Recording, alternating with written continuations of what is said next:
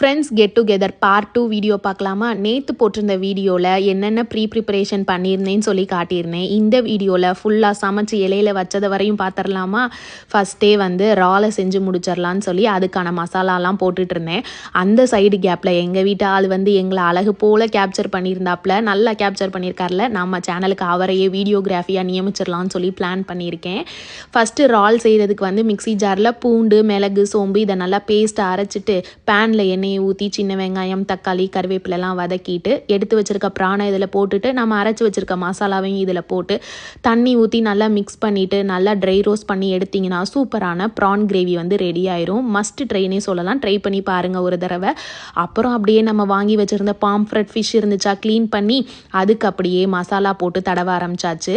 இந்த மசாலா நான் ஊர்லேருந்து ஆச்சி ஃபிஷ் ஃப்ரை மசாலா வாங்கிட்டு வந்திருந்தேன். அதை தான் போட்டு ரெடி பண்ணியிருந்தேன்.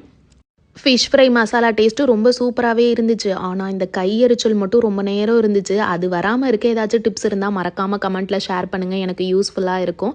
அப்புறம் நம்மளோட மெயின் டிஷ்ஷே சிக்கன் பிரியாணி தான். ஏன்னா நாங்கள் எல்லாருமே ஒரு பிரியாணி லவர்ஸ். ஸோ மெயின் டிஷ்ஷாக அதை பிளான் பண்ணிக்கலான்னு சொல்லி அதை பிளான் பண்ணி எக்ஸிக்யூட்டுமே பண்ணியாச்சு.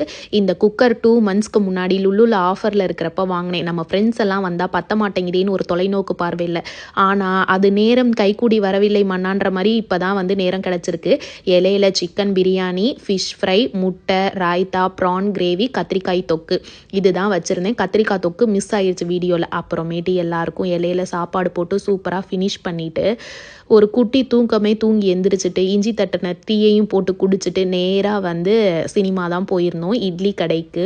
இந்த படம் லிட்ரலி என்னோட கனெக்ட் ஆயிடுச்சு ரொம்பவே. ஏன்னா அம்மம்மா தாத்தா ஹோட்டல் வச்சுருந்தனால அதவே பார்த்து வளர்ந்தனால அப்படியே கனெக்ட் ஆகி கொஞ்சம் ஃபீலிங்ஸ்க்கு போயிட்டேன் லாஸ்ட்டில்.